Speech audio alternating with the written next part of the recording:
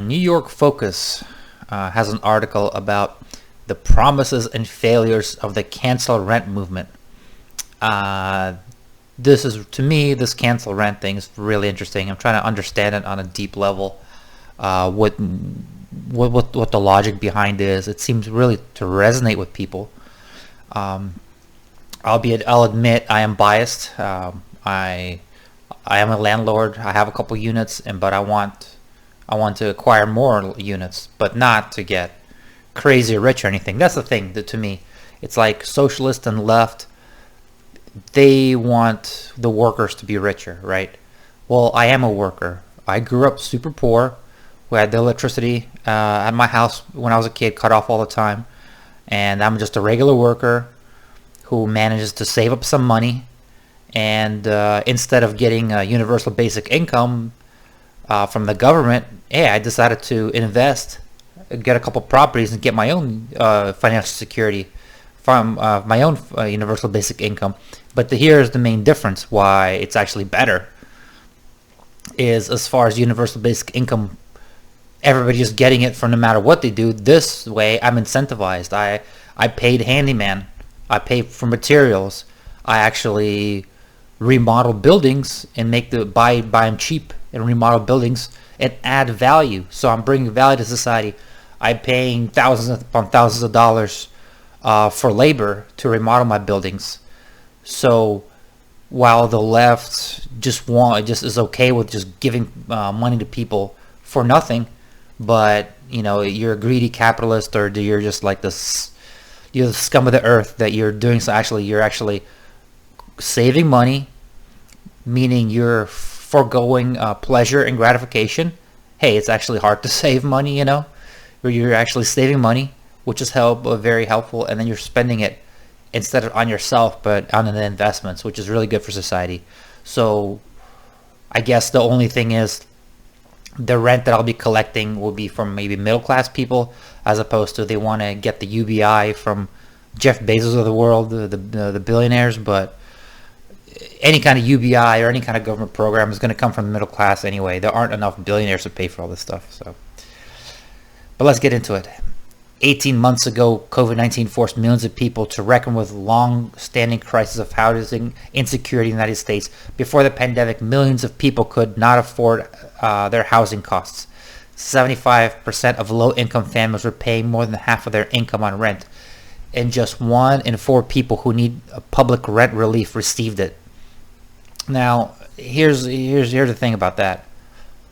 Back in the day, I mean, why is housing so expensive? It shouldn't be.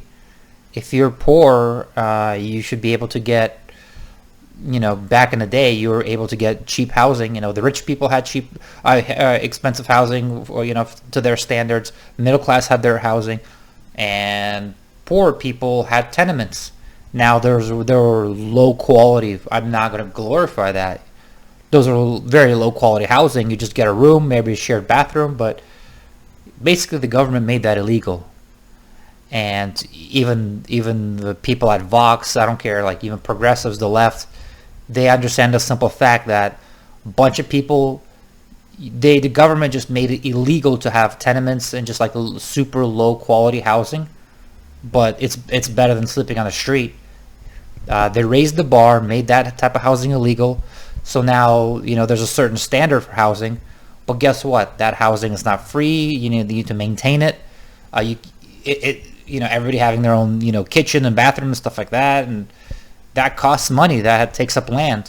So if poor people are having a hard time affording economy housing, I mean, the market would provide something, right? But no. So that's the issue. It was in this context that the demand to cancel rent rippled across the country, and in New York, housing movement was well prepared. Less than a year earlier, June 2019, we had faced the defeat of most powerful lobby in New York State, winning sweeping tenant protections. If they were so powerful, I mean, New York has like the most restrictive laws, the most tenant-friendly laws. So what is this such a biased article that you're calling the maybe like the union or the lobby for real landlords so powerful. I mean, they're being kicked around. They basically almost have no rights. Winning sweeping tenant protections, the strongest in the country, expanding the rent regulations for the first time in decades in 2020, facing deadly pandemic and attendant economic crisis that campaigned to cancel rent, animated hundreds of protest rallies, and the largest coordinated rent strike in decades. But despite this historic mobilization and the horrifying proportions of the crisis, New York State did not cancel rent. Instead, the state passed the Emergency Rent Assistance Programs, a temporary program to distribute $2.7 billion in federal money to landlords for COVID-19 back rent. So far, the program has distributed a paltry number of checks. Yeah, so I mean, this is crazy. You'd think, what's the holdup? You'd think that, okay, you guys can't distribute the checks fast enough. Okay, well, let the landlords take that away from California. The landlords pay a shit ton of taxes and property taxes and whatever. Just stop collecting property taxes for now, or give the landlord some kind of a break if you're going to do that, and forces tenants and landlords to spend about 2 hours to apply, and if they're not blocked by a myriad of technical glitches, well, that's the government for you. That's healthcare.org or whatever, Obamacare.org. The challenges associated with ERP/AP are disappointing but not surprising. This stemmed from deep structural problems with New York's long-standing approach to housing subsidies that cancel rent sought to address. The ERAP stumbles eviction moratoria expire across the country. Oh, moratoria. I guess that's the plural of moratorium. Never saw that before. And the threat of mass displacement looms again. Well, the problem is the eviction moratorium is going to cause the mass displacement. If the landlords were allowed to collect rent like as usual, I mean, they might have, yes, there would have been some evictions, but not this crazy boom they're about to have now. And it's worth examining what happened with the campaign to cancel rent, where the tenant movement should go from here. So what did the cancel rent mean? Well, what does it mean? What do you think it means? In my eyes, it says, hey, the government basically cancels the contract that you had with the landlord, and the landlord can't evict you over not paying during that period of time. So basically, they just cancel your obligation for that. Of course, the government. It's hard for the government to do that because, I mean, they don't want to be voted out of office. So the only solution the government can ever think of is to give people more.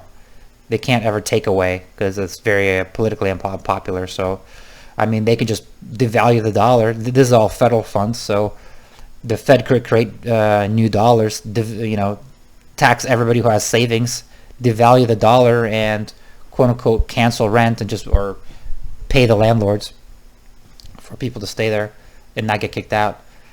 The phrase cancel rent deceptively simple. Over the course of 18 months, it come to mean different things, strategically and functionally. Two different sectors of the housing movement. At various points of the year, at least 3 cancel rent bills were active in the state legislature. The bill supported the Housing Justice for All coalition, introduced by Senator Julius Salazar, an assembly member. I'm not going to pronounce that name. You have been universally cleared of COVID-19 rent debt, automatically removing the stress of areas for hundreds of thousands of tenants. Property owners, not tenants, would have to apply for aid. That's what bullshit is that? That's like if you have a store, well, people just can't help themselves to your items in the store, and just write down what people took, and later on we can see if you're qualified to get a refund. Yeah, maybe you are, maybe you're not. Maybe your whole life savings are in the store inventory, but maybe we'll, people, some shoplifters or whoever took the stuff from you, maybe they're low income. Maybe we can give you something. Oh, look, you have some past violations. You have some past code violations, and the government doesn't like you. Yeah, you know what? We're not gonna give you. It's like why? What a load of bullshit. Like a landlord. Why do you have to come begging to the government with your hat in hand? I mean, what is this? This is crazy. Mom and pop landlords who were truly suffering would have back rent cleared. It could even earn a modest return on the investment. What investment? Private equity giants like Blackstone, who accrued billions of returns during the pandemic period, would be forced to forego collection on the rent. I mean, this is a lot of hot steam, but something tells me Blackstone's going to be okay and actually going to make more money, while the mom and pop landlords are going to get hosed because they didn't fill out the paperwork properly, or then it's like Blackstone's going to get their rent relief. They own all the politicians, so I won't worry about them. Landlords would be required to regulate rents and comply with eviction protections. What do you mean regulate rents? So it's like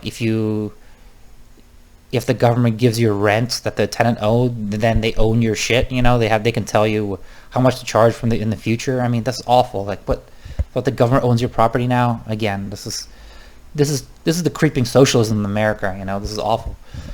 Some proponents and detractors alike saw cancel rent as merely a messaging strategy to capture the public imagination. The motive tenants to take action, others understood as a strategy, demand the impossible, and doing so increase the chances of winning a straightforward budgetary demand for the state to spend billions of dollars to pay accumulated back rent. For housing justice for all, it was not an impossible demand, but a call take up in legislation at both the federal and state levels for a fundamental reorientation of housing subsidy programs towards a framework in which the state role is not primarily to guarantee landlords' revenue streams, but to keep people in their homes. And that's not their homes, okay? It's not their homes. They did not buy they don't own the home. They're just temporarily renting them, right? Look, listen, man, if the government can just seize your property and let people live there that don't pay rent, then they should be able to start to activate, basically like calling people to do free work, right? Like, hey, we have an emergency or whatever. Like, there's a shortage of like coal miners. Hey, you don't get any compensation. Go work on this coal mine. Like, this is the same thing. The same moral equivalent, anyway. The cancel rent movement effectiveness should be evaluated along three of these lines: as messaging strategy, as a strategy to win more funding for rental assistance, and as a strategy to transform the relationship between housing and public finance in New York. This article goes on, but our current housing programs are characterized by Byzantine bureaucracy that creates barriers for the poor, especially those hardest to reach and most marginalized, like undocumented New Yorkers and those who work in the informal economy. Yeah, exactly. This is just, people are going to lose with this, because let's say the government cancels the rent and you have to come begging the government, hat in hand, oh, please give me the rent that my tenant didn't pay. Well, now the government's like, hey, where's your income statements? Where's this? Well, how come you have code violations? Now it's instead of you making a private contract with a person, now you're a beggar to the government, and they can impose or find so many little scruples with your property, with you in general, or make you show all these documents. This is just awful. This is so nasty. So now you're a slave to the government. That's what socialism is. Barnard economics professor Elizabeth Anand put it well. Our systems are built around those middle-class models where everybody has documentation for everything. Yeah, no shit. Much of the world doesn't work that way, but most people who write laws live in a world that works that way. Yeah, that's the problem with socialism. You become a slave to the state, and the state wants its goddamn documentation, Under our current system, tenants unable to afford rent have few options. They can apply for public housing, but the wait lists are extraordinarily long. Over 160,000 people for an agency that manages 180,000 apartments. Well, bravo. Yeah, here's your socialist housing. It's like proponents of socialist and proponents of social housing. It's like, hey, everybody should get rent from the state.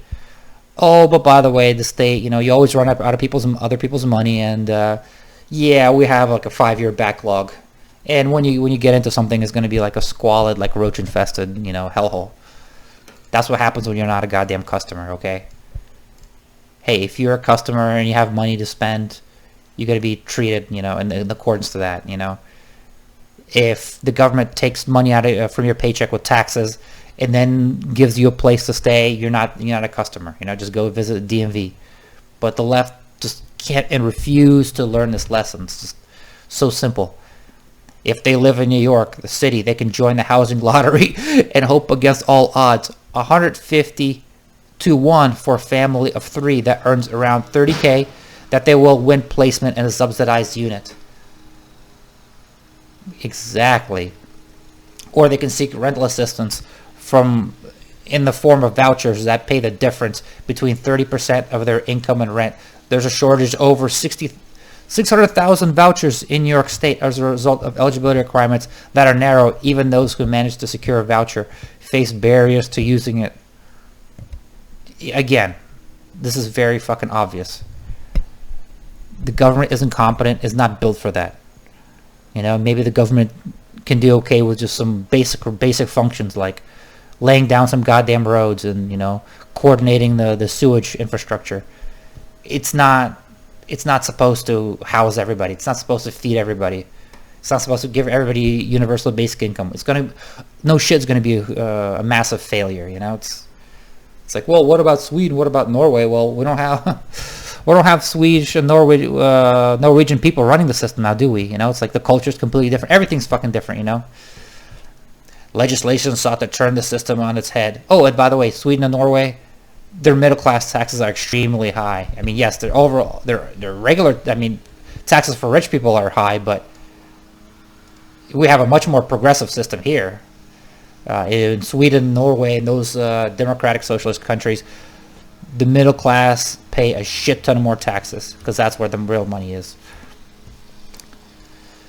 So it would have eliminated bureaucratic barriers to aid amongst the poor, prevented further consolidation of these real estate markets by private equity, expand the scope of our affordable housing subsidy. Just word salad here. Where do we go from here? Hit me with the socialist solution. For all of Chancellor Rent's challenges, it's a call to solve the housing crisis by reorientating the housing market has only to become more necessary. What do you mean by, what does it mean, reorientating? You mean if there's a crisis, the prices are too high, well, you can build more. You can get rid of those regulations and have the free market build more housing. But any of these dumbass laws that you're proposing is going to make the housing even worse. And the COVID-19 housing crisis is far from over, but the pandemic-era safety net programs, including eviction moratoria and rental assistance, will soon lapse. Without further action from the state or federal government, we'll face a mass eviction beginning on the September 1st as millions remain unable to pay rent. Smaller landlords unable to maintain their buildings will exit the housing market, leading to further consolidation of the real estate industry by finance capital. It's inevitable that the housing market will restructure in the face of this crisis, and what that will look like is currently up for grabs. I'll tell you what it's going to look like. Some mom and pop landlords are going to be so frustrated. I mean, because people thought real estate is a safe investment, and now the government with this eviction moratorium has made it an unsafe investment. At any time, for any reason, the government can call this eviction moratorium with the landlord bearing, and they having to pay property taxes, have to fix up the place. I mean, there's random, even trespassers that they never rented the place could just move in, and you cannot evict anybody. So this is real estate is actually much more risky because of this. Real estate is much more a risky game, and what happens with higher risk? Higher risk demand higher profits. That's what it is. The better somebody's credit is, the lower the interest rate because it's lower risk. The worse somebody's credit is, higher interest rate, the banks make more money because it's a higher risk. So them putting these laws in will demand the rents be more expensive. And mom and pop, regular landlords are going to get scared. professional landlords, and this is going to cause a housing crisis or like a rental housing shortage. Rents are going to go up. People are going to make more money. Okay, some people who know how to play the game, that are not mom and pop, that are more sophisticated, clever. They're much more clever than the government and their laws. They're going to reap the benefits. They're going to make a shit ton of money. That's what's going to happen.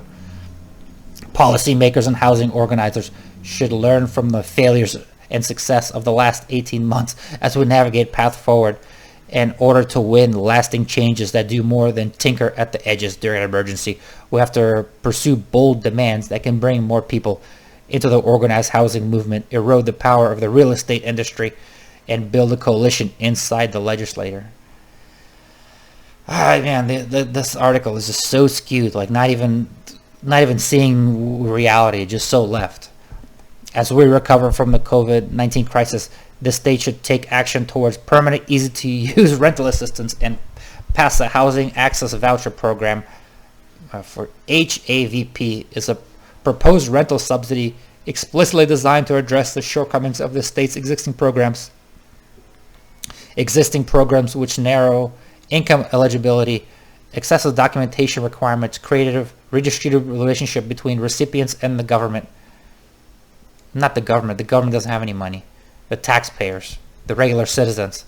Regular citizens will have to pay subsidize in the form of high taxes, or lower economic growth, or people generations in the future will have less growth, less prosperity, or in order to subsidize free rent or lower rent to people living now. That's what it is. HAVP, on the other hand, is designed to expand the continuances of the people eligible for housing assistance, especially undocumented New Yorkers, and if fully funded, implemented with a low to no barrier entry. Yeah, anybody just get a voucher. Yeah, sure. Anybody can just click online, one easy button, print out a voucher, and half of your rent is paid for. Yes. I mean, I didn't even need to read this article. I could just guess that, it's what could the socialist journalist want, Obviously, more government spending, easier vouchers, sure, and tougher laws on landlords. As a campaign for these four interventions could be a powerful coalition within the state legislature addressing the shortcomings of the campaign to cancel rent. Collectively, the interventions would play a key role in addressing short-term housing insecurity while also expanding tenant power and social housing.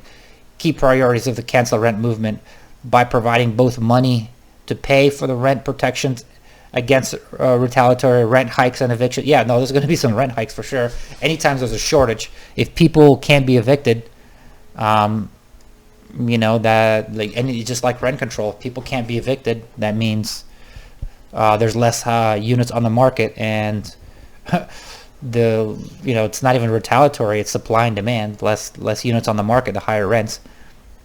It would build the potential power of tenants to organize for control over their homes, not their home, the homes they're renting. If you rent a car, that's not your car. Jesus Christ.